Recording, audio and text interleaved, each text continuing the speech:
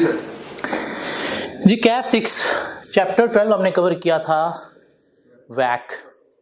Basically उस chapter का नाम था cost of finance, cost of capital, cost of finance, cost of capital, weighted average cost of capital, वैक। क्या ख्याल है? काफ़ी हमने प्रैक्टिस की, ज़रूरत से ज़्यादा हमने प्रैक्टिस की। कोई 80 के करीब हमने अच्छे क्वेश्चन प्रैक्टिस किए। देखा हमने वैक कैसे कैलकुलेट करना है। वैक कैलकुलेट करते वक्त हमें मार्केट वैल्यू ऑफ इक्विटी कैसे कैलकुलेट करनी है, कॉस्ट ऑफ इक्विटी KE कैसे कैलकुलेट करना है, मार्केट वैल्यू ऑफ डेट कैसे कैलकुलेट करना है, डेट रिडीमेबल है, डेट इररिडीमेबल है, डेट बैंक लोन भी हो सकता है, debt running finance mean overdraft भी हो सकता है, डेट कन्वर्टिबल बॉन्ड भी हो सकता है। इनकी मार्केट वैल्यू कैसे कैलकुलेट करनी है और KD कैसे कैलकुलेट करना है। और वैक में हमें KD यूज करना होता है पोस्ट टैक्स। क्या ख्याल है? What is KD? Cost of debt. किसके पॉइंट ऑफ व्यू से? इन्वेस्टर या कंपनी के पॉइंट ऑफ व्यू से? कंपनी के पॉइंट ऑफ व्यू से। KD cost of debt. Cost किसको? इन्वेस्टर को पड़ रही है, कंपनी को पड़ रही है? कंपनी को पड़ रही है। तो KD stands for cost of debt. किसके पॉइंट ऑफ व्यू से? कंपनी के पॉइंट ऑफ व्यू से। और कंपनी के पॉइंट ऑफ व्यू से जो KD है ये हमने पोस्ट टैक्स यूज करना है। क्यों? कंपनी का टैक्स डिपार्टमेंट के साथ एक रिलेशन है। उस रिलेशन के अकॉर्डिंगली टैक्स डिपार्टमेंट ये कहता है कि भाई आप जितना कमाओगे उस पे आप मुझे टैक्स दोगे। क्या कहला है? लेकिन आपके अगर कोई खर्चे होंगे तो उस पर मैं आपको टैक्स रिलीफ भी दूंगा। तो अगर कंपनी ने सपोज डेट लिया है 10% रेट पे, 10% रेट पे मीन कंपनी जो है वो 10% जो है वो इंटरेस्ट पे कर रही है। तो ये क्या खर्चा है कंपनी का? क्या ख्याल है? तो टैक्स वाले आपको क्या करेंगे? इसका 30% टैक्स रिलीफ देंगे, माइनस करेंगे। तो कंपनी को अफेक्टिव कॉस्ट ऑफ डेट कितनी पड़ेगी? 7%। क्या ख्याल है? तो इसलिए हम KD क्या लेते हैं? पोस्ट टैक्स वैक कैलकुलेट करने के लिए। कंपनी इन्वेस्टर को, डेट होल्डर को, बॉन्ड होल्डर को 10 ही पे कर रही है। क्या ख्याल है? इन्वेस्टर को 10 ही मिल रहा है, लेकिन कंपनी को इफेक्टिवली कितना पे करना पड़ रहा है? 7। क्यों? 3 का कंपनी को टैक्स डिपार्टमेंट की तरफ से रिलीफ मिल गया। ठीक हो गया? तो इन्वेस्टर के पॉइंट ऑफ व्यू से रिटर्न कितना है? 10। कंपनी के लिए उस डेट की कॉस्ट कितनी है? KD कितना है? 7।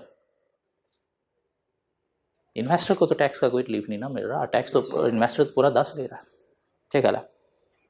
सो KD कंपनी का cost of debt post tax होता है। इन्वेस्टर का जो रिटर्न है वो पोस्ट टैक्स नहीं, वो क्या होता है? प्री टैक्स होता है। कंपनी ने एक बॉन्ड इशू किया 10% पे, 10% कूपन रेट पे। क्या ख्याल है? टैक्स रेट 30% चल रहा है। अगर आपको ये कहा जाए कि आपने कॉस्ट ऑफ डेट निकालनी है तो 7%, 1 माइनस टैक्स। नहीं, आपने इन्वेस्टर का रिटर्न निकालना है तो कितना है? 10%, 10। ये बात समझ आती है? इन्वेस्टर को तो टैक्स का कोई फायदा नहीं ना हो रहा, उसने तो पूरा टैक्स लेना है। हाँ, कंपनी को टैक्स का फायदा हो रहा है। क्यों? कंपनी का टैक्स डिपार्टमेंट के साथ ये लिंक है कि भाई इनकम आपकी जितनी होगी इस पर आपने टैक्स देना है। हाँ, जो खर्चे होंगे उस पर हम आपको क्या करेंगे? टैक्स रिलीफ दे देंगे। ये बात समझ आती है? KD कंपनी के पॉइंट ऑफ व्यू से post tax, investor return investor के पॉइंट ऑफ व्यू से, और वो क्या होता है? Pre tax, pre tax. अब जरा इधर आइएगा, एक क्वेश्चन हमने वैक के अंदर किया था, question 39। Question 39, a company has 15% debenture of 100 nominal value, और एक डेट की हम नॉर्मली 100 ही नॉमिनल वैल्यू लेके चलते हैं। क्या ख्याल है? एंड पे रिडक्शन देखना है कि नॉमिनल वैल्यू पे होनी है, 100 पे होनी है, या फिर प्रीमियम मीन 105 पे, ये कितने पे होनी है। सो कंपनी ने 15% डिबेंचर 100 नॉमिनल वैल्यू वाले जो है वो इशू किए हैं। Investor required a gross yield of 12%। Investor required a gross yield of 12%। What is this yield? What is mean by this yield? Investor return. क्या कहला? Investor require a gross yield of 12% on such debenture. Investor क्या yield require करता है? Mean अपना return require करता है 12%। Company कितना दे रही है? 15%। करना क्या आपको? कहते हैं if the tax rate is 30%, what is the cost of debenture to the company? तो कंपनी के लिए आपने केडी निकालना है और ये केडी नहीं है। कंपनी के लिए केडी निकालना है तो ये केडी नहीं है। क्या ख्याल है? केडी निकालने के लिए आप आईआरआर यूज करते हो। केडी कैसे निकलता है? आईआरआर के थ्रू। क्या इस क्वेश्चन से आईआरआर निकाला जा सकता है? नहीं। क्यों? आपके पास नंबर ऑफ ईयर्स नहीं दिए गए, टाइम मैच्योरिटी पीरियड नहीं दिया गया। क्या ख्याल है? हम केडी निकालेंगे कैसे? 1 interest divided by market value. तो मार्केट वैल्यू है इसके अंदर क्या? नहीं। तो मार्केट वैल्यू निकाली जा सकती है। मार्केट वैल्यू निकाली जा सकती है। कैसे? मार्केट वैल्यू कैसे निकलती है? Interest over rate. Interest over rate. Market value का मतलब क्या होता है? Present value of future benefits. तो इन्वेस्टर के पॉइंट ऑफ व्यू से आप मार्केट वैल्यू यहां पे निकाल सकते हो। इंटरेस्ट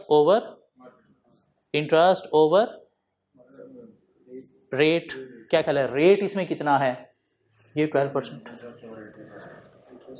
इंटरेस्ट कितना मिलेगा? 15।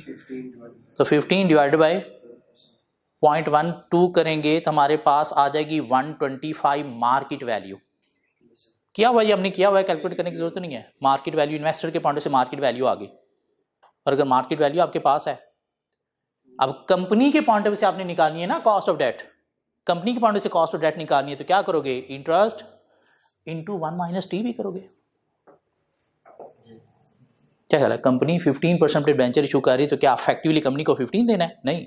15 into 1 - T mean into 1 - 30% mean 15 into 70% divide by market value. और मार्केट वैल्यू आपने निकाली 125 तो आपके पास आ जाएगा 8.4% कॉस्ट ऑफ डेट जो कंपनी को पड़ेगी। यही बात समझ आती है मेरी? इसके लिए क्वेश्चन हमने ऑलरेडी किया हुआ है। इसके अंदर कंफ्यूजन थी कि सर ऐसे क्यों किया। कॉस्ट ऑफ डेट आपने निकालनी है और कॉस्ट ऑफ डेट कंपनी के लिए निकालने का फार्मूला क्या है? Interest into 1 - T divide by market value. Market value इस क्वेश्चन में नहीं थी तो मार्केट वैल्यू आपने इन्वेस्टर के पॉइंट ऑफ व्यू से निकाली, क्यों? इन्वेस्टर का आपको रिटर्न दिया गया। तो interest 15 divided by rate. Rate कौन सा है? 12%, 0.12। तो आपके पास मार्केट वैल्यू 125 आ गई। इस 125 को यूज करते हुए आपने क्या निकाला? Cost of debt. Interest into 1 - T. क्यों? कॉस्ट ऑफ डेट कंपनी के पॉइंट ऑफ व्यू से निकालनी है। जो मार्केट वैल्यू निकालनी है वो आपने इन्वेस्टर के पॉइंट ऑफ व्यू से निकाला है, क्यों? इन्वेस्टर का रिक्वायर्ड रिटर्न आपको दिया गया था। ठीक हो गया? अब कॉस्ट ऑफ डेट और इन्वेस्टर रिक्वायर्ड रिटर्न दो डिफरेंट चीजें हैं। कॉस्ट ऑफ डेट और इन्वेस्टर का रिटर्न दो डिफरेंट चीजें। इन्वेस्टर का जो रिटर्न है उसे यील्ड का नाम दिया जाता है। इन्वेस्टर का जो रिटर्न है उसे यील्ड का नाम दिया जाता है। कॉस्ट ऑफ डेट, कंपनी को डेट की इफेक्टिव कॉस्ट कितनी पड़ रही है, तो ये दो डिफरेंट चीजें। क्या कह रहा है?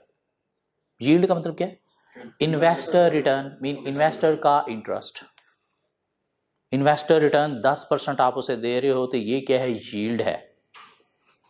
हाँ, कंपनी को टैक्स के बाद 7% रेट पड़ रहा है तो ये क्या है? कॉस्ट ऑफ डेट है। ये बात समझ आती? हाँ हाँ जी। अब हम चलते हैं, यील्ड क्या है, यील्ड कर्व क्या है, इसकी कुछ बातें करते हैं। कहते जी यील्ड क्या है? यील्ड क्या है? वो कहते हैं yield is the return of investor और डेट होल्डर। मीन इन्वेस्टर का जो रिटर्न है या डेट होल्डर का जो रिटर्न है उसे हम नाम देते हैं क्या? यील्ड का। मीन कंपनी ने एक बॉन्ड इशू किया तो बॉन्ड होल्डर जो है उसे इंटरेस्ट मिल रहा है तो वो इंटरेस्ट क्या है? यील्ड है, मीन रिटर्न है। The total earning from an investment i.e. Interest rate earned on investment is called yield. 5 सालों पे आपने जो है वो बॉन्ड खरीदा हुआ है एक इन्वेस्टर ने, तो 5 साल उसके ऊपर जो पैसा मिलना है वो क्या है? यील्ड है, मीन रिटर्न ऑफ इन्वेस्टर। और कंपनी का कॉस्ट ऑफ डेट और यील्ड दो डिफरेंट चीजें हैं। Cost of debt post tax होती है, क्यों? कंपनी को टैक्स रिलीफ मिलता है। यील्ड प्री टैक्स होती है, इन्वेस्टर को तो टैक्स का कोई फर्क नहीं ना पड़ रहा। 10% पे आपने बॉन्ड इशू किया है तो यील्ड 10% है, इन्वेस्टर का जो रिटर्न है वो 10% है एवरी ईयर जो उसको मिलना है, ठीक है। लेकिन कॉस्ट ऑफ डेट कंपनी का कितना है, टैक्स माइनस करके सपोज इफेक्टिवली 7%, अगर टैक्स 30% है तो। ये बात समझ आती है? The cost of fixed rate debt is commonly referred to as interest yield। क्या कहला है? डेट का जो फिक्स्ड रेट है वो क्या है, इंटरेस्ट यील्ड है। The interest yield on debt capital varies with the remaining term to maturity of the debt। अब इन्वेस्टर एक कंपनी में इन्वेस्टमेंट करते वक्त क्या करता है, वहां से रिटर्न रिक्वायर करता है, यील्ड रिक्वायर करता है। एक इन्वेस्टर हो सकता है जी 10% रिक्वायर करे, दूसरा इन्वेस्टर हो सकता है 12% रिक्वायर करे, तीसरा इन्वेस्टर हो सकता है 15% रिक्वायर करे। क्यों? ये डिपेंड करता है, वो कहता है जी मैच्योरिटी पीरियड पे। आप एक कंपनी में इन्वेस्टमेंट करने जा रहे हो 3 सालों के लिए और एक कंपनी में आप इन्वेस्टमेंट करने जा रहे हो 10 सालों के लिए, क्या रेट दोनों से आप सेम रिक्वायर करोगे? 3 सालों के लिए आप इन्वेस्टमेंट करने जा रहे हो, सपोज आप 10% रिक्वायर करोगे। 10 सालों के लिए इन्वेस्टमेंट करने जा रहे हो, कितना ज्यादा रिक्वायर करोगे। क्यों? रिस्क आपका बढ़ गया है ना, रिस्क बढ़ गया है, तो रिस्क बढ़ने के साथ आपका यील्ड में रिटर्न जो है, रेट जो है इंटरेस्ट का, वो भी बढ़ जाएगा। ठीक हो गया? सो डिपेंड करता है यील्ड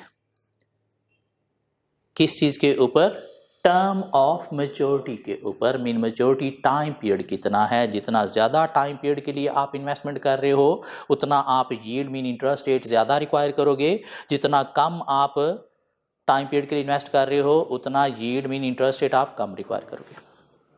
ये बात समझ आती है? कहता है यील्ड मेनली डिपेंड करती है किस चीज के ऊपर, टर्म ऑफ मैच्योरिटी के ऊपर। तो यहां से हम एक यील्ड कर्व बनाने की कोशिश कर सकते हैं। क्या ख्याल है?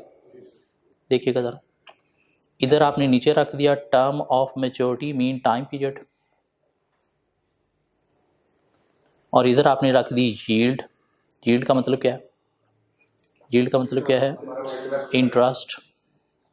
यील्ड का मतलब क्या है? इंटरेस्ट। क्या ख्याल है? जैसे जैसे टाइम पीरियड बढ़ता चला जाएगा, साथ साथ क्या होगा, इंटरेस्ट बढ़ता चला जाएगा। क्या ख्याल है? जैसे जैसे टाइम पीरियड बढ़ता चला जाएगा, सपोज ये टाइम पीरियड है तो उसके अगेंस्ट सपोज ये यील्ड होगी। टाइम पीरियड बढ़ेगा तो यील्ड भी, इंटरेस्ट भी बढ़ जाएगा। टाइम पीरियड और बढ़ेगा तो यील्ड इंटरेस्ट भी बढ़ जाएगा। तो इन पॉइंट्स को अगर हम ज्वाइन करें तो हमारे पास यूं करके एक कर्व बन जाता है जिसे नाम दिया जाता है यील्ड कर्व का। नॉर्मली ये डायरेक्टली प्रोपोर्शन ही होता है, यील्ड डायरेक्टली प्रोपोर्शन ही होती है किसके साथ? टाइम ऑफ मैच्योरिटी के साथ। जितना टाइम पीरियड ज्यादा होगा इन्वेस्टमेंट का उतना यील्ड रिटर्न इन्वेस्टर का ज्यादा रिक्वायर करेगा। तो यील्ड कर्व यूं बनाया जा सकता है। क्या कहना? What is yield? Investor required return. Investor required return. ठीक हो गया? आ जाए आप कुछ बातें और करते हैं। तो थोड़ा सा हमने यील्ड क्या है, यील्ड कर्व क्या है, उसकी थोड़ा सा नॉलेज लिया। वो कहता है जी as a general rule the interest yield on debt increase with the remaining term of maturity. क्या कहला है? टर्म ऑफ मैच्योरिटी जितना ज्यादा होगा उतना ही यील्ड भी ज्यादा होगी, इंटरेस्ट रेट भी ज्यादा होगा। For example it should normally be expected that the interest yield on a fixed rate bond with 1 year to maturity redemption will be lower than the yield on similar bond with a 10-year maturity to redemption. Interest rates are normally higher for longer maturity compensate the lender for tying up with his funds for longer time। क्यों? जितना time period ज्यादा है उतना risk ज्यादा है, तो इसलिए risk ज्यादा है तो रिटर्न भी इन्वेस्टर ज्यादा रिक्वायर करता है। ये कोई मैं साइंस तो नहीं बोल रहा, नॉर्मल सी बात है। कहते हैं each item of debt finance for a company has different cost. Company की हर तरह के डेट की डिफरेंट कॉस्ट होती है। क्यों? डिपेंड करता है उसके साथ रिस्क कितना एसोसिएटेड है। जितना ज्यादा रिस्क होगा उतना उसकी कॉस्ट इन इंटरेस्ट रेट ज्यादा होगा। सो हर डेट की कॉस्ट डिफरेंट होती है। क्यों? रिस्क पे डिपेंड करता है। जिस डेट के साथ रिस्क ज्यादा होगा उसका रिटर्न ज्यादा होगा, कॉस्ट ज्यादा होगी, इन्वेस्टर ज्यादा रिक्वायर करेगा। और अगर रिस्क कम है तो कॉस्ट कम होगी, इन्वेस्टर कम रिक्वायर करेगा। ठीक हो गया। कहते जी cost of debt differ for different periods of borrowing, time period के साथ भी डिफरेंट होगी cost. Debt capital has different risk and return according to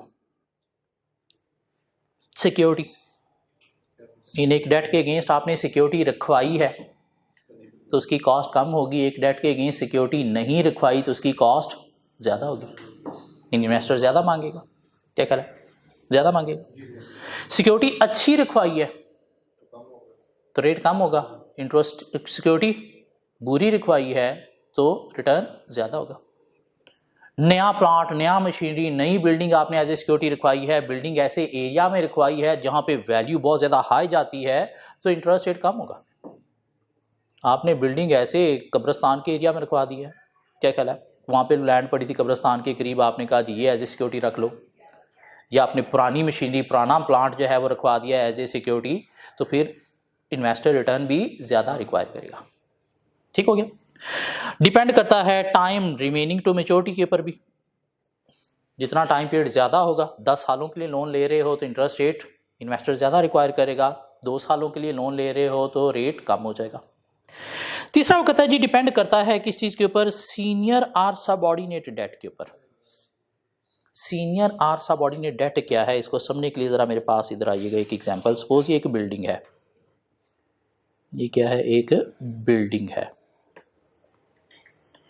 जिसकी वैल्यू है, सपोज इसकी वैल्यू है $1 बिलियन।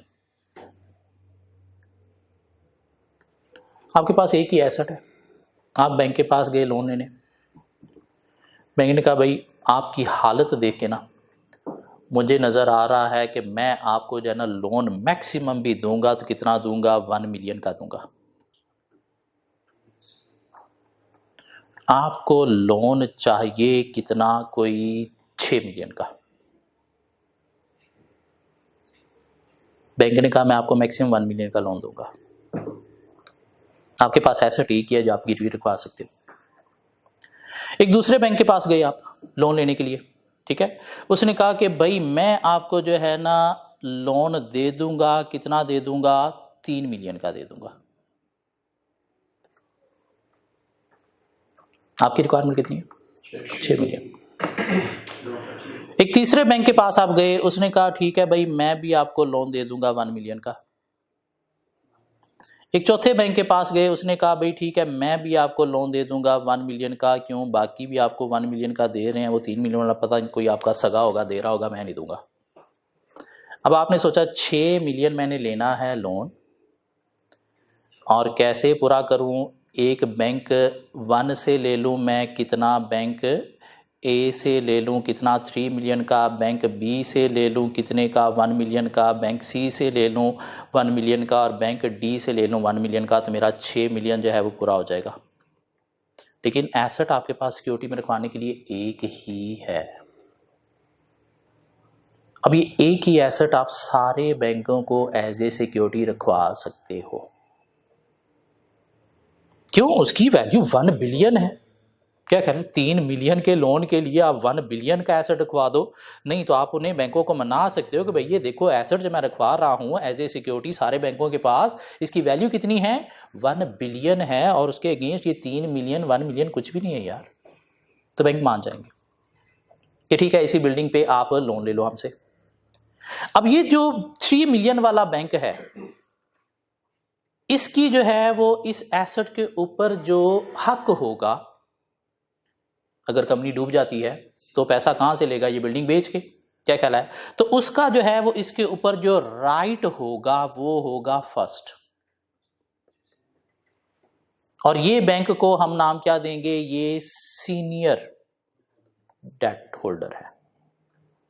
क्या ख्याल है, उसके बाद अगर कंपनी डूबती है तो उसके बाद दूसरा जो राइट होगा वो राइट सेकंड मिलेगा किसको, बैंक बी को। तीसरा जो राइट मिलेगा वो मिलेगा किसको, बैंक सी को। और जो चौथा राइट मिलेगा वो मिलेगा किसको, बैंक डी को। तो ये जो बैंक ए है ये सीनियर है, बैंक बी जो है वो सबऑर्डिनेट है, बैंक सी सबऑर्डिनेट है, बैंक डी सबऑर्डिनेट है। हाँ, सी डी का सीनियर है, बी सी और डी का सीनियर है, लेकिन ए सबका सीनियर है। मीन अगर कंपनी डूबती है तो सबसे पहले ये बिल्डिंग बेच के पैसे किसको दिए जाएंगे? बैंक ए को। उसके बाद बारी आएगी बैंक बी की, उसके बाद बारी आएगी बैंक सी की, उसके बाद बारी आएगी बैंक डी की। उस टाइम से लेंगे ना कि वो पहले बी आया फिर सी आया, वो टाइम से लेंगे? टाइम से नहीं, आपने ये बना देनी है प्रायोरिटी। मीन पहले किस बैंक का हक है, फिर किस बैंक का हक है, फिर किस बैंक का हक है। मतलब डेट होल्डर भी आपके डिफरेंट होते हैं। क्या ख्याल है? बैंक लोन वाले भी डेट होल्डर हैं, बैंक ओवरड्राफ्ट वाले भी आपके डेट होल्डर हैं, ट्रेड क्रेडिटर्स भी आपके डेट होल्डर हैं, उनके भी आपने पैसे देना होते हैं। अब इसमें देखा जाए जब कंपनी डूबेगी तो सबसे पहले पैसे किसको दिए जाएंगे? लोन वालों को। कॉन्ट्रैक्ट साइन हुआ है, एग्रीमेंट साइन हुआ है। उसके बाद ओवरड्राफ्ट, एंड पे बारी आएगी किसकी? क्रेडिटर्स की। तो इसमें सीनियर कौन है? लोन। उसके बाद सबऑर्डिनेट कौन है? ओवरड्राफ्ट। उसके बाद सबऑर्डिनेट कौन है? Trade creditors. क्या कह रहा है? तो ये क्या है? सीनियरिटी। ठीक हो गया। अब ये जो बैंक बी है ये चूंकि सीनियर है, मीन सबसे पहले हक वाइंडिंग अप पे इसका है, इसके पैसे इसको मिलेंगे, तो ये बाकी बैंकों की निस्बत जो है वो इंटरेस्ट मीन यील्ड कम रिक्वायर करेगा। क्यों? इसका रिस्क कम है। ये जो बैंक डी है इसको पैसे मिलने हैं ए बी सी के बाद, तो इसका risk as compare to A B C क्या है? हाई है। मीन इसका क्या है? लो रिस्क है एज कंपेयर टू अदर, तो इसलिए इसकी जो यील्ड होगी वो भी क्या होगी? लो होगी। और इसका रिस्क जो है वो as compare to other bank जो है वो क्या है? हायर है। तो इसलिए ये फिर यील्ड भी क्या रिक्वायर करेगा?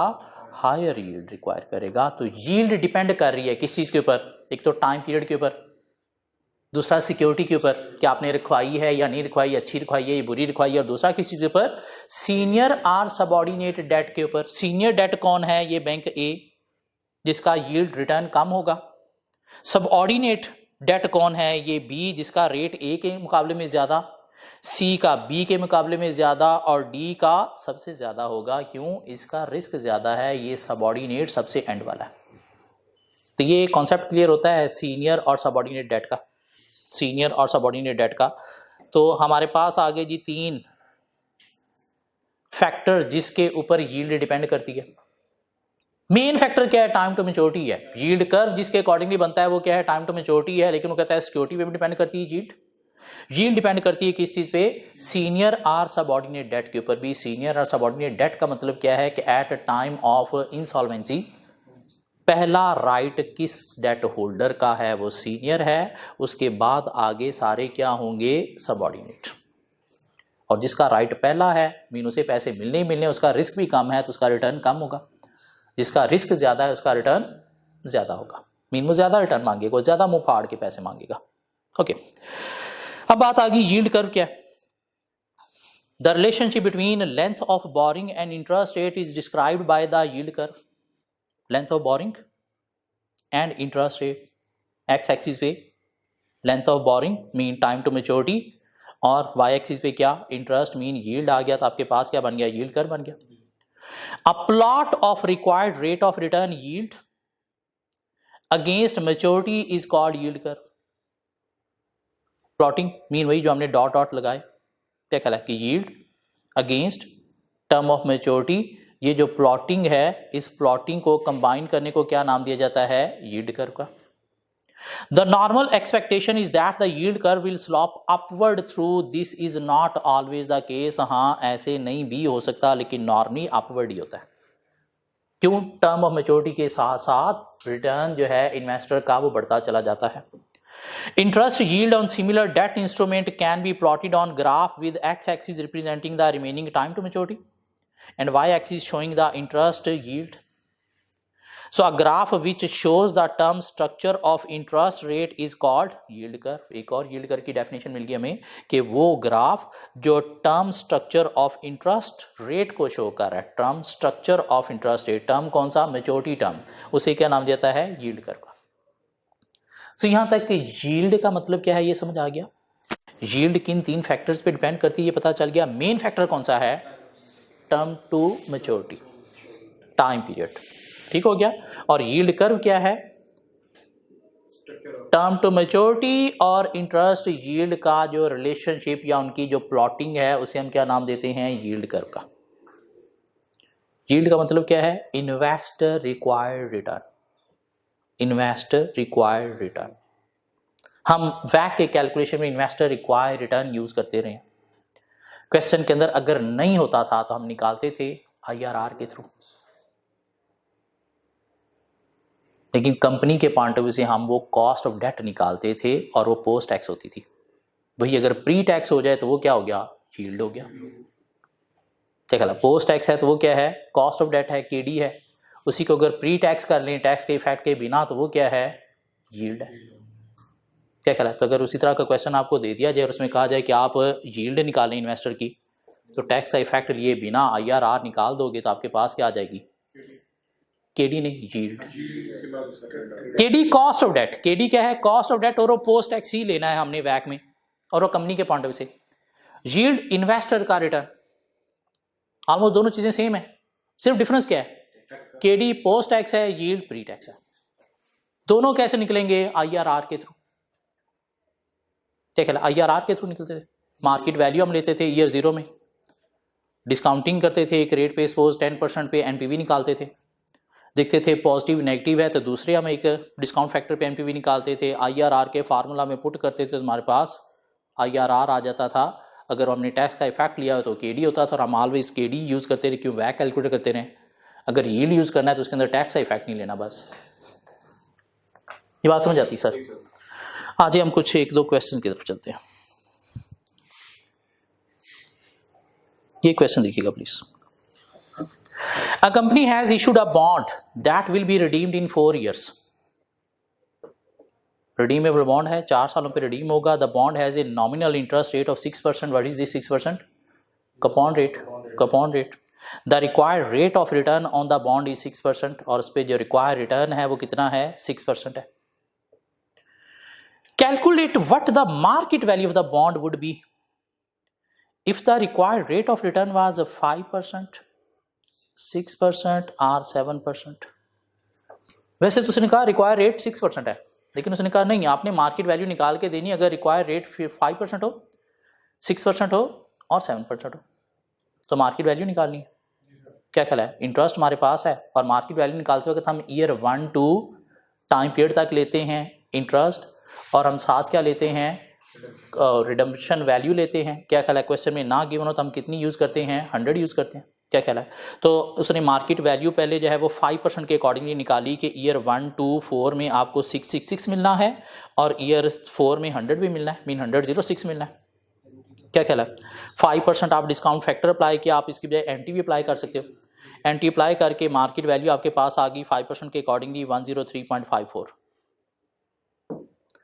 6% रेट ऑफ रिटर्न के अकॉर्डिंगली मार्केट वैल्यू आ गई 100। 7% रेट ऑफ रिटर्न के अकॉर्डिंगली मार्केट वैल्यू आ गई कितनी? 96.62। ये बात समझ आती है? ये बात समझ आती है? आगे चले, आगे चलते हैं। अभी इसमें वापस आएंगे दोबारा। अब हमने क्या बात की कि नॉर्मली क्या होता है कि अगर टाइम पीरियड ज्यादा हो तो इन्वेस्टर ज्यादा रिटर्न रिक्वायर करता है, और अगर टाइम पीरियड कम हो तो इन्वेस्टर कम रिटर्न रिक्वायर करता है। हम क्वेश्चन के अंदर जो यूज करते थे ना, एक ही रेट एज ए केडी, वो होता था एवरेज। नॉर्मली क्या होता है कि अगर 1 ईयर मैच्योरिटी है डेट की तो सपोज यील्ड ये है, अगर 2 ईयर मैच्योरिटी है तो यील्ड ये है, अगर 3 ईयर मैच्योरिटी है तो यील्ड ये है, और अगर 4 ईयर की मैच्योरिटी है तो यील्ड ये होगी। हम जो यूज करते थे केडी, वो क्या होता था? इन चारों का सपोज एक एवरेज निकाल के आईआरआर वो हम एज ए केडी यूज करते थे। ये एग्जांपल देखिएगा। Company wants to issue a bond that is redeemable at par in 4 year and pay interest at 6% of nominal value. Company जो है वो एक बॉन्ड इशू करने जा रही है एट पार इन 4 ईयर्स, और इंटरेस्ट पे करेगी, मीन कूपन रेट कितना है? 6%। The annual spot yield curve for a bond of this class of risk is as follows. ये जो रेट है कि हर मैच्योरिटी टाइम पीरियड के साथ जो है वो रेट मीन रिटर्न इन्वेस्टर का डिफरेंट होता है, इसे नाम दिया जाता है स्पॉट यील्ड का। इसी का नाम दिया जाता है स्पॉट यील्ड का। हम जो यूज करते थे वो एक ही रेट जिसके अकॉर्डिंगली मार्केट वैल्यू निकाल लेते थे, उसे नाम दिया जाता है यील्ड टू मैच्योरिटी का। उसे क्या नाम दिया जाता है? Yield to maturity. मीन हकीकत में क्या होता है, ऐसे ही होता है। इन्वेस्टर अगर आपको 2 सालों के लिए जो है वो बॉन्ड बाय कर रहा है तो रेट कुछ और होगा, 4 सालों के लिए बॉन्ड बाय कर रहा है तो रेट ज्यादा रिक्वायर करेगा। हम जो क्वेश्चन के अंदर इन्वेस्टर का रिक्वायर्ड यील्ड यूज करते थे वो बेसिकली एवरेज यील्ड होती थी। वो एवरेज इनको ऐड करके 4 पे डिवाइड करके नहीं आती, वो IRR के थ्रू ही आती है। ठीक हो गया? और उसको हम नाम क्या देते थे? Yield to maturity. Mean yield to maturity क्या है? एवरेज यील्ड, जो हम अब तक क्वेश्चन में यूज करते आ रहे हैं। अब एग्जामिनर आपको यूं भी क्वेश्चन दे सकता है कि ईयर 1 पे जो है वो रेट ये है, ईयर 2 का रेट ये है, ईयर 3 पे रेट ये है और ईयर 4 का रेट ये है। आपको क्या किया जा रहा है जी? Calculate the price that the bond could be sold for. Calculate the price that the bond could be sold for, mean market value निकालनी है आपको। अभी पार्ट नेक्स्ट क्या है अभी हमें नहीं पता, मार्केट वैल्यू निकाली जा सकती है। क्या कहला है? 6% कूपन रेट है, टैक्स टुक्स कोई नहीं दिया गया। ईयर 1 पे मैच्योरिटी पे रेट ये है, 2 मैच्योरिटी का ये है, 3 का ये है, 4 का ये है। तो हमने क्या किया जी, ईयर 1 to 4 आगे 6 कूपन रेट है और लास्ट ईयर में आपने रिडम्पशन वैल्यू भी देना होती है। क्या कहला है? ईयर 1 का जो रेट है वो कितना था सर? 3%। क्या कहला है? 3%। तो 3% का डिस्काउंट फैक्टर अगर हम ले तो आता है 0.971। ईयर 2 का रेट क्या था? 3.5%। 3.5% का डिस्काउंट फैक्टर का हम लें कैसे? 1 + 1.035 रेज टू पावर -2, तुम्हारे पास ये डिस्काउंट फैक्टर आ गया। उस तरह से 4.2% पे 3 सालों का ये आ जाएगा और 5% पे 4 सालों का ये आ जाएगा। और हमने क्या किया? इनसे मल्टीप्लाई किया। ये कुछ नहीं है, तुम्हारे पास market value mean price bond की आ गई कितनी? 103.94। What is this? Market value bond. यहां तक बात समझ आती? मीन अगर रेट 1 दिया हो तो हम उसी 1 रेट पे डिस्काउंटिंग कर लेंगे, और अगर 1 से ज़्यादा रेट दिए गए हर साल के डिफरेंट मैच्योरिटी वाइज तो हम उसके अकॉर्डिंगली डिस्काउंटिंग करके मार्केट वैल्यू निकाल सकते हैं। इनफैक्ट देखा जाए तो रियलिटी में ऐसे ही होता है। हाँ, वो जो 1 रेट यूज किया जाता है बेसिकली क्या होता है? इन चारों का एवरेज होता है। ये जो हर साल के डिफरेंट मीन मैच्योरिटी वाइज हर साल के डिफरेंट रेट हैं, इन्हें क्या नाम दिया जाता है? Spot yield rate, spot yield. और वो जो एक ही रेट हम यूज करते थे इनका एवरेज, उसे क्या नाम दिया जाता है? Yield to maturity. Yield to maturity. अब रिक्वायरमेंट क्या है? Calculate the price that the bond could be sold for, वो आपने निकाल दी। This is the amount that the company could raise, mean अभी बॉन्ड इतने में बिकेगा। And then use this, mean इसी मार्केट वैल्यू को यूज करते हुए calculate the gross redemption yield. Gross redemption yield mean yield to maturity अब आपने निकालनी है। यील्ड टू मैच्योरिटी, जिसे कॉस्ट ऑफ डेट भी आप कह सकते हो, और वो क्या है? IRR। तो IRR निकालने के लिए हमने क्या करना है जी? यही मार्केट वैल्यू यूज करनी है।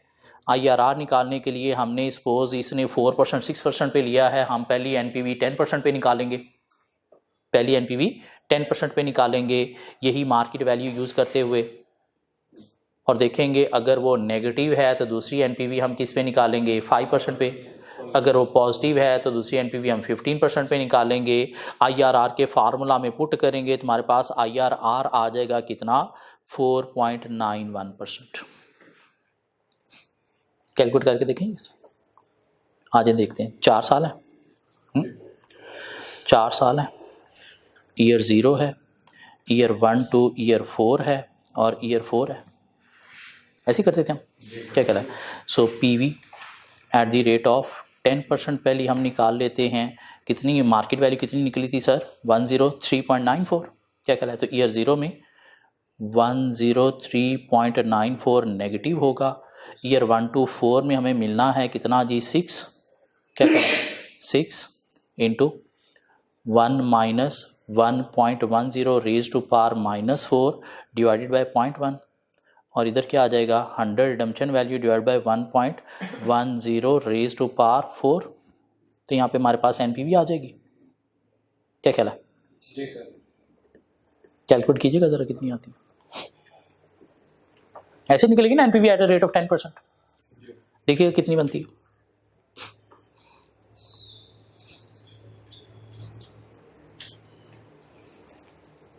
नेगेटिव वाली सर 16.619। 16.619। दिस मीन अब हमें डिस्काउंट फैक्टर को कम करना है। डिस्काउंट फैक्टर को कम करना है पॉजिटिव पे जाने के लिए, तो हम PV at the rate of 5% निकाल लेते हैं। PV at the rate of 5% निकालने के लिए क्या करेंगे जी, 103.94 negative 6 into 1 minus 1.05 raise to power -4 divided by 0.05। क्या कहला है? और ये क्या हो जाएगा 100 divide by 1.05 raise to power 4। तो इसकी एमपीवी देख लीजिएगा क्या बन रही है।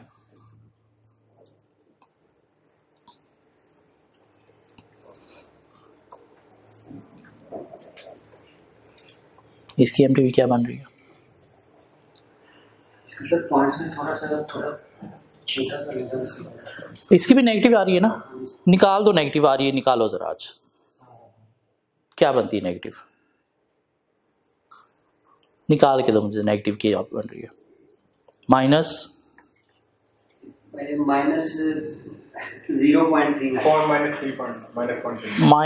0.39। चलो अब हम अगर इसी से IRR निकालने की कोशिश करें। IRR क्या था जी? छोटा वाला रेट क्या था इसमें हमारे पास 5%। क्या कहला? प्लस छोटे वाली रेट की एनपीवी -0.39 माइनस 0.39 प्लस 16.619, क्यों माइनस माइनस प्लस हो जाएगा, और इंटू दोनों रेट का डिफरेंस, और वो क्या था 5%। तो इससे ज़रा मुझे IRR निकाल के दे दोगे आज क्या बनता है? 4.87%। इधर इसने क्या निकाला था 4.91%। क्या कहला? तो ऑलमोस्ट 4.9 ही बन जाएगा ये भी। या ये नेगेटिव आ गई थी तो आप क्या करो 4% पे एक एनपीवी निकाल लो, और जब 4% एनपीवी निकालोगे क्या कहला है, तो फिर ये 4 और 10 को जब आप यूज़ करोगे तो एग्जैक्ट वही आ जाएगा। ठीक हो गया? निकाला जा सकता है। ये क्या है? Yield to maturity. ये क्या है? Yield to maturity. तो एग्जामिनर आपको यूं भी क्वेश्चन दे सकता है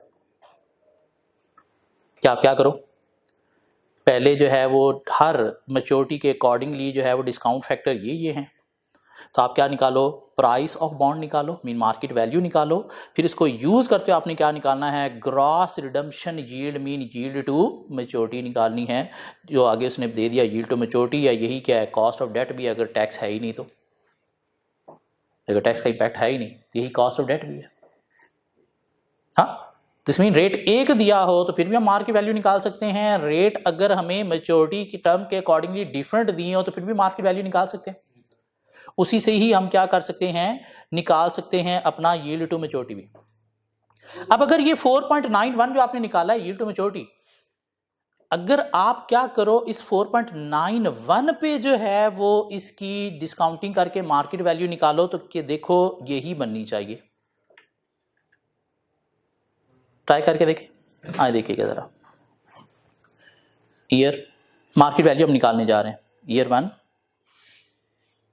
ईयर 2, ईयर 3, ईयर 4। क्या ख्याल है? इंटरेस्ट कितना दे रहे हो आप? 6 6 6 6। रिडम्पशन कितने पे होगी सर? 100 पे। क्या ख्याल है? तो आपके पास नेट कैश फ्लोज जो आगे 6 6 6 106। क्या ख्याल है? अब आप डिस्काउंट फैक्टर क्या अप्लाई करने जा रहे हो? 4.91%।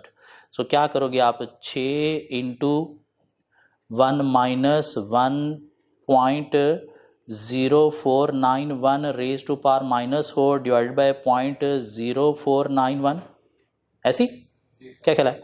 Plus 100 divided by 1.0491 raise to power 4। ज़रा मुझे निकाल के दीजिएगा मार्केट वैल्यू कितनी बनती है। क्या 103.94 ही बनती है?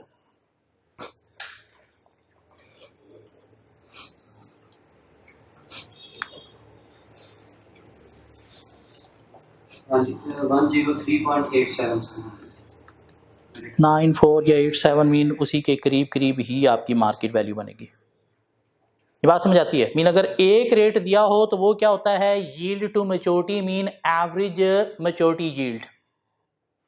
क्या ख्याल है? अगर डिफरेंट रेट दिए हों तो आप उसके अकॉर्डिंगली मार्केट वैल्यू निकाल लो।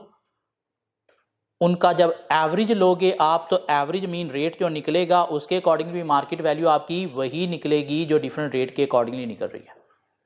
अब इसको एग्जामिनर जो है वो यूं भी पूछ सकता है, मीन तीनों रिक्वायरमेंट आपसे करवा सकता है कि पहले ये तीन डिफरेंट मैच्योरिटी के अकॉर्डिंगली यील्ड है, आप क्या करो मार्केट वैल्यू निकालो, उसके बाद आप क्या निकालो ग्रॉस रिडम्पशन यील्ड या यील्ड टू मैच्योरिटी या एवरेज यील्ड निकालो, और उसके यूज करते हुए फिर आप दोबारा से मार्केट वैल्यू निकालो।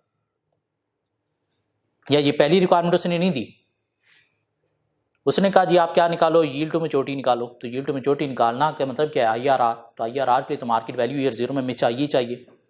क्या ख्याल है? उसके लिए तो हमें ईयर जीरो में मार्केट वैल्यू चाहिए, तो पहले वो निकालना पड़ेगी, फिर IRR निकलेगा। उसके बाद दूसरी रिक्वायरमेंट वो हो सकता है कि कहे कि आप मार्केट वैल्यू भी इसके अकॉर्डिंगली निकालो, तो फिर हम क्या करेंगे ऐसे निकाल देंगे। तो यील्ड का मतलब क्या है सर? इन्वेस्टर का रिटर्न। यील्ड का मतलब क्या है? इन्वेस्टर का रिटर्न। और यील्ड कर्व क्या कहता है कि over the term of maturity investor require return mean yield जो है वो डायरेक्टली प्रोपोर्शन मीन इंक्रीज होती है। और यील्ड कर्व क्या है? प्लॉटिंग है किस चीज की? यील्ड और टाइम मैच्योरिटी की। यील्ड कर्व समझ आ गया? एक छोटा सा क्वेश्चन और कवर करते हैं, फिर थोड़ी सी रीडिंग करते हैं, खत्म होगी बात। मीन इसके अंदर कोई नई कैलकुलेशन नहीं मैंने की, सिर्फ वो कैलकुलेशन का पैटर्न थोड़ा सा चेंज किया हमने। रेट एक दिया हो तो फिर कैलकुलेशन कैसे होगी, एक से ज़्यादा रेट दे दिए गए मैच्योरिटी के अकॉर्डिंगली तो फिर कैलकुलेशन मार्केट वैल्यू कैसे होगी, या yield to maturity mean average कैसे निकलेगी।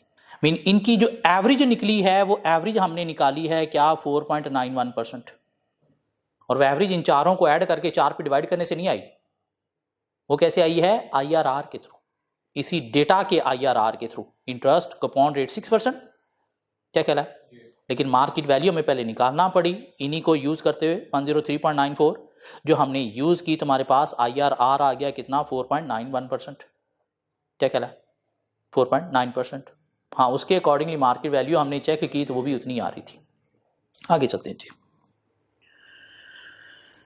आगे क्या कहता है जी। एक ये हमारे पास छोटा सा क्वेश्चन है, there are 3 bonds in issue for a given risk class. Mean class risk उनकी डिफरेंट है। All 3 bonds pay interest annually in arrears and are to be redeemed at par at maturity. Bond A 1 year maturity है, उसका coupon rate 6% है और market value 102 है। Bond B 2 year maturity period है, उसका coupon rate 5% है और market value 101 है। और बॉन्ड सी 3 ईयर्स मैच्योरिटी है, कूपन रेट 4% है और मार्केट वैल्यू 97 है। Construct the yield curve that is implied by this data. आपने क्या करना है? यील्ड कर्व कंस्ट्रक्ट करना है। What is yield curve? Plotting of time to maturity and yield mean interest. और वो यील्ड क्या है, इंटरेस्ट है क्या? बेसिकली इन्वेस्टर का रिक्वायर्ड रिटर्न मीन IRR। क्या आपको IRR दिए गए? नहीं, आपको कूपन रेट दिए गए हैं और मार्केट वैल्यू दी गई है, तो आप इनसे IRR कैलकुलेट कर सकते हो। आप इनसे IRR कैलकुलेट कर सकते हो। क्या ख्याल है? तो IRR कैलकुलेट किया जा सकता है। पहले हम बॉन्ड ए का IRR निकालेंगे 1 ईयर मैच्योरिटी के ऊपर। बॉन्ड ए का 1 ईयर मैच्योरिटी के ऊपर IRR कैलकुलेट किया जा सकता है। फिर बॉन्ड बी का 2 ईयर मैच्योरिटी के ऊपर हम IRR कैलकुलेट करेंगे। फिर बॉन्ड सी का हम 3 ईयर मैच्योरिटी के ऊपर IRR कैलकुलेट करेंगे, तो हमारे पास तीनों IRR आ जाएंगे। हाँ, उन तीनों IRR और नीचे हम प्लॉटिंग कर लेंगे ईयर 1 2 3, ऊपर इंटरेस्ट IRR देखेंगे क्या क्या आ रहे हैं, तो उसके अकॉर्डिंगली यील्ड कर्व बन जाएगा। हाँ, इसने जो IRR कैलकुलेट किए हैं बॉन्ड ए का, इसने कैलकुलेट किया है 3.92%। पहली एनपीवी 10% पे निकालो, देखो नेगेटिव आ रही है, तो दूसरी 5% पे निकालो, फार्मूला में पुट करो, IRR आ जाएगा। बॉन्ड 2 जो है उसका उसने IRR निकाला है 4.48%। जो मैच्योरिटी 2% ईयर पे थी तो रिटर्न भी इन्वेस्टर का ज़्यादा है। क्या ख्याल है? पहली एनपीवी आप निकालो किस पे, 10% पे, देखो नेगेटिव है, तो दूसरी 5% पे, IRR निकाल लिया। और बॉन्ड 3C जो है उसका उसने IRR निकाला है 5.1%। 5.1%। क्या ख्याल है? IRR कैलकुलेट करना आता है आपको? कैलकुलेटर पे कैलकुलेट करना आता है आपको? आइए ज़रा आज दोबारा से कैलकुलेट करते हैं। आइएगा ज़रा कैलकुलेटर खोलिएगा। सपोज ये बॉन्ड सी का हम IRR कैलकुलेट करने जा रहे हैं। बॉन्ड सी का IRR कैलकुलेट करने जा रहे हैं। उसने हमें क्वेश्चन में बताया क्या है सर, कूपन रेट कितना है बॉन्ड सी का? 4%। 3 साल इसका टाइम पीरियड है और 97 इसकी क्या है मार्केट वैल्यू, जो हम ईयर 0 में यूज करते हैं। क्या ख्याल है? अब इसका अगर हमने IRR कैलकुलेट करना है तो देखिएगा कैसे कैलकुलेट करेंगे। मैं इधर एक फार्मूला लिख रहा हूं, आपने कैलकुलेटर के ऊपर बस पुट करना है उसे। 97 जो है इसकी मार्केट वैल्यू है, तो हम क्या पुट करेंगे जी? ठहरिएगा, IRR कैलकुलेट कैसे करने जा रहे हैं। 97 आप पहले कैलकुलेटर पे लिखोगे, उसके बाद आप क्या करोगे, एंटर करोगे कैलकुलेटर पे alpha plus shift, alpha plus shift, और देखिएगा ऑटोमेटिकली जो है वो एक इक्वल टू का साइन आगे इसके आ जाएगा। आ गया? अल्फा प्लस सॉल्व का होगा। Alpha plus solve, sorry shift नहीं, सॉरी सॉल्व, शिफ्ट नहीं सॉल्व, और उसके आगे इक्वल टू का साइन ऑटोमेटिकली आ गया। अब वहां पे आपने क्या करना है, अपना वो एंटी फैक्टर अप्लाई करना है कि आपको 3 सालों तक 4 मिलना है। क्या कहला, आपको 3 सालों तक 4 मिलना है, तो इसके आगे आप अपना एंटी फैक्टर जो है वो अप्लाई करोगे। कैसे? एक ब्रैकेट लगा के 4 इंटू 1 माइनस 1 प्लस आई आप यूज करते थे ना, अब वहां पे आपने रेट मीन एक्स यूज कर देना है, और 3 साल हैं तो पार -3 आ गई, और डिवाइड बाय हम क्या करेंगे, रेट करते थे तो वहां पे भी क्या आपने पुट कर देना है एक्स, और प्लस आखिरी ईयर में रिडम्पशन है कितने की, 100 की। क्या ख्याल है? आखिरी ईयर में रिडम्पशन है 100 की, तो क्या करो जी, 100 डिवाइडेड बाय ब्रैकेट में 1 plus X raise to power 3 कर देना आपने, क्योंकि 3 साल है। क्या करें, अगर मल्टीप्लाई करना है तो 100 into bracket 1 plus X raise to power -3 कर दोगे। अब यहां से जरा पुट कीजिएगा। उसके बाद आपने क्या करना है, उसके बाद आपने करना है shift plus solve plus equal to, ये 3 बटन प्रेस करने हैं, तो आपके पास IRR देखिएगा कितना बनता है, 5.1%।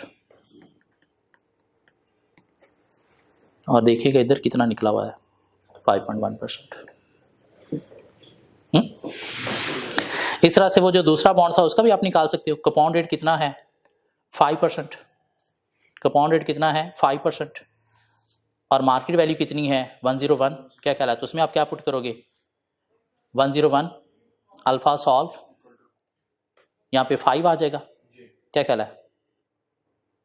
Into 1 minus 1 plus X raise to power -2, क्यों, उसकी मेच्योरिटी 2 साल है, divide by X plus 100 divide by 1 plus X raise to power 2, तो उसका आपके पास जो है वो IRR आ जाएगा कितना सर, 4.48%। अब क्वेश्चन को देखिएगा, क्या क्वेश्चन था, क्या कहता है जी, there are 3 bonds in issue for given risk class. All 3 bonds pay interest annually in arrears, are to be redeemed at par at maturity. Bond A 1 year maturity है, 6 coupon rate है, 102 उसकी market value है। तो इसका bond ए का आपने IRR निकाल लिया 3.92, मीन ये क्या है, यील्ड।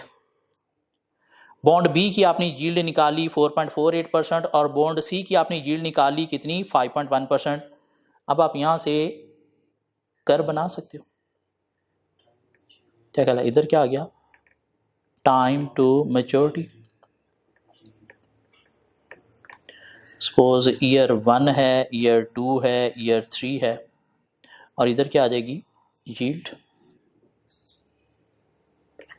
और यील्ड कितनी है आपके पास, सपोज इधर जो है वो आपके पास आती है 2%, इधर आपके पास आती है 3%, इधर आपके पास आती है 4%, इधर आती है 5%। आप लोगों ने तो इकोनॉमिक्स पढ़ी हुई है ना, क्या ख्याल है? तो 1 टाइम मैच्योरिटी पे कितनी है 3.92, तो 3.92 की प्लॉटिंग यहाँ पे करके हो जाएगी। 2 टाइम पीरियड के अकॉर्डिंगली 4.48 है, तो 4.48 की प्लॉटिंग यहाँ पे करके हो जाएगी, और 3 के अकॉर्डिंगली 5.1 है, तो 5.1 की यहाँ पे करके हो जाएगी, और यूँ आप इनको मिला दोगे तो ये क्या बन जाएगा आपके पास यील्ड कर्व। क्या कह रहा?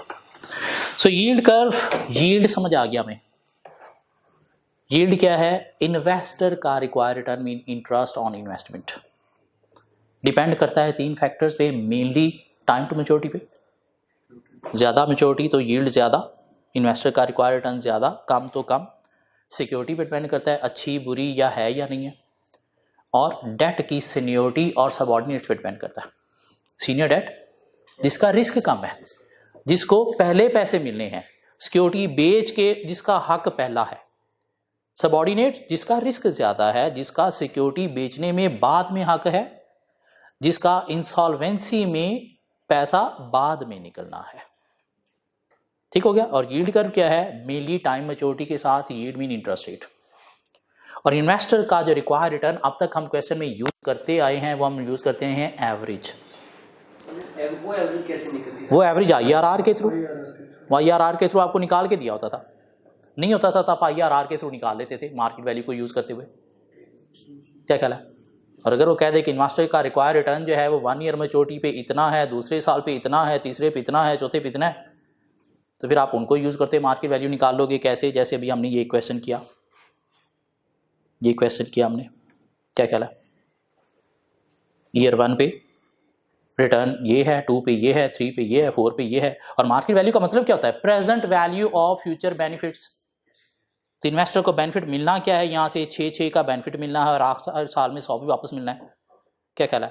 तो प्रेजेंट वैल्यू निकालने के लिए आप क्या करते हो? एक डिस्काउंट फैक्टर पे उसकी डिस्काउंटिंग करते हो। तो डिस्काउंट फैक्टर अगर 1 है तो उस पर कर लोगे, अगर वो हर साल का डिफरेंट है तो उस पर कर लोगे। हाँ, अब यहाँ से उसने कहा कि नहीं, आप वो एवरेज निकाल लें भी, कि अगर ईयर 1, 2, 3, 4 मैच्योरिटी के अकॉर्डिंगली ये है, तो एवरेज क्या होगा? तो एवरेज आपने इसी मार्केट वैल्यू को यूज़ करते हुए IRR के थ्रू निकाल लिया, और हमने देखा क्या वाकई ये ठीक है या नहीं। तो उस एवरेज के अकॉर्डिंगली भी हमने मार्केट वैल्यू निकाल ली, और वो कितनी बनी? 103.94 ही। तो इस तरह का क्वेश्चन आ सकता है कि डिफरेंट जो है वो यील्ड है टाइम टू मैच्योरिटी के अकॉर्डिंगली, तो आप मार्केट वैल्यू निकालें, या नहीं यील्ड टू मैच्योरिटी निकालें, मीन ग्रॉस एवरेज यील्ड निकालें, या नहीं डिफरेंट मैच्योरिटी के अकॉर्डिंगली ये यील्ड है तो आप एवरेज ग्रॉस मैच्योरिटी निकालें, लेकिन उसके लिए पहले मार्केट वैल्यू निकालना पड़ेगी। क्या कह रहा है? और उसके अकॉर्डिंगली आप दोबारा से मार्केट वैल्यू निकालें। या आपको उसने क्या कर दिया जी? डिफरेंट बॉन्ड्स दे दिए जिनकी ये टाइम मैच्योरिटी हैं, ये कूपन रेट हैं, और ये उनकी मार्केट वैल्यू है। तो आप क्या करो? यील्ड कर्व बना दो। यील्ड कर्व बनाना तो औखा काम ही नहीं है।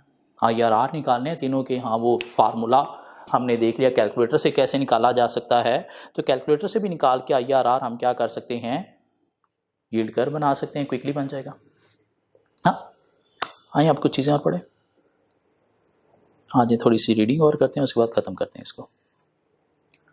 स्टार्ट से सर जी। सो यील्ड क्या है वो हमने बातें कर ली, यील्ड कर्व क्या है, कैसे बनता है, वो हमने बातें कर ली। ठीक हो गया। और नॉर्मली क्या होता है, जनरली क्या होता है, जितना टाइम पीरियड एक्सटेंड होगा उतनी यील्ड, इन्वेस्टर का रिटर्न इंक्रीज होगा। लेकिन वो कहता है this is not always the case, sometime ये डिफरेंट भी हो जाता है। डिफरेंट कैसे हो जाता है? मीन इनवर्स यील्ड कर्व भी बन सकता है।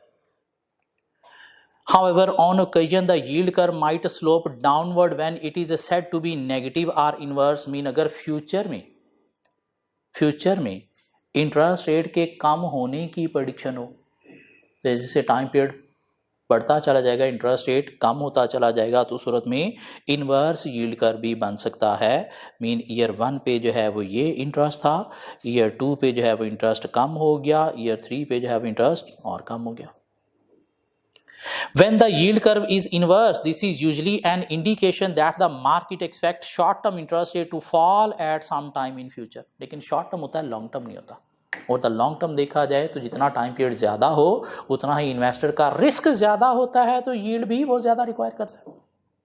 So when the yield curve has steep upward slope, mean जो नॉर्मल है, this indicate that the market expect short term interest rate to rise at some time in the future. Yield curve are widely used in the financial services industry. 2 points that should be noted about a yield curve are that yield or gross yield mean इसमें tax का effect नहीं लेना। Cost of debt post tax होती है, yield pre tax होती है। अगर question के अंदर टैक्स हो भी तो अगर आपने यील्ड टू मैच्योरिटी निकालनी है तो उसमें फिर टैक्स को आपने IRR में यूज नहीं करना।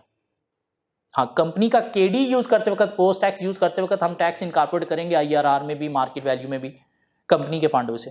लेकिन अगर यील्ड कैलकुलेट करने जा रहे हो तो फिर टैक्स को इग्नोर करना है।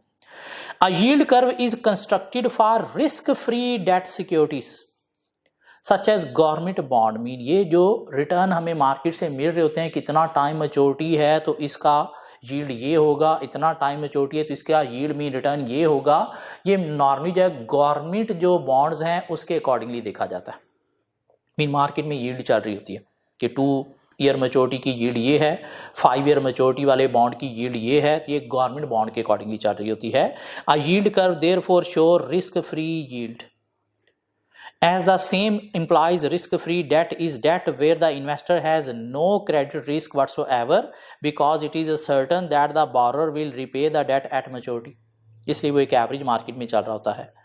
बाकी वो कैसे निकलता है जी, IRR के थ्रू निकलता है। कॉस्ट ऑफ डेट जो है वो पोस्ट टैक्स होता है, जबकि यील्ड जो है वो क्या होता है, प्री टैक्स होता है। बाकी इसके अंदर ऐसा और कोई बातें नहीं हैं जो हमने करनी है। यील्ड का मतलब आपसे नहीं पूछा जाएगा, हाँ फैक्टर्स पूछे जा सकते हैं, या MCQs में टेस्टिंग हो सकती है। यील्ड कर्व एग्जामिनर बनाने के लिए कह सकता है, लेकिन उस सूरत में जब कोई कैलकुलेशन भी आपसे करवाएगा, जैसे लास्ट क्वेश्चन अभी हमने किया। क्या ख्याल है, इन्वर्स यील्ड कर्व कब होता है, जब फ्यूचर में इंटरेस्ट की कम होने की एक्सपेक्टेशन हो तो यूं यील्ड कर्व बनेगा। क्या ख्याल है। और हमारे पास क्वेश्चन हमने देख लिए जी, ये एक सिंपल क्वेश्चन था कि 4 ईयर का बॉन्ड है और 6% कूपन रेट है, तो आपने मार्केट वैल्यू निकालनी है 5%, 6%, 7% पे, तो हमने निकाल ली। एक हमने क्वेश्चन जो है वो और देख लिया कि नहीं, डिफरेंट टाइम मैच्योरिटी के अकॉर्डिंगली यील्ड ये है और कूपन रेट 6% है, तो आपने क्या करना है, 4 साल का बॉन्ड है तो आपने मार्केट वैल्यू निकालनी है, तो हमने डिस्काउंट फैक्टर हर साल पे सेपरेट अप्लाई कर दिया। सेम होता तो MT से ले लेते, डिफरेंट है तो डिफरेंट से ले ली। उसने कहा नहीं, अब आपने इस मार्केट वैल्यू को यूज़ करते हुए यील्ड टू मैच्योरिटी भी निकालनी है, मीन एवरेज रेट निकालना है, तो हमने IRR के थ्रू निकाल लिया। कैसे, इसने 4-6% पे NPV निकाली है, हमने 10% और 5% पे निकाल ली, जो हम नॉर्मली करते आ रहे थे। क्या ख्याल है, या कैलकुलेटर से IRR निकाल लो, जो आएगा तो एक NPV उससे कुछ 2 डिजिट पहले वाले की निकाल लो डिस्काउंट फैक्टर की, एक NPV उससे 2 डिजिट बाद वाले की निकाल लो, तो सारा परफेक्ट आंसर आ जाएगा। ठीक हो गया। या आपके पास क्वेश्चन इस तरह का भी आ सकता है कि 3 डिफरेंट बॉन्ड्स हैं तो आप यील्ड कर्व बना दें, उनके कूपन रेट ये है, मैच्योरिटी ये है, तो यूँ ये हमारा चैप्टर जो है वो हो गया कंप्लीट।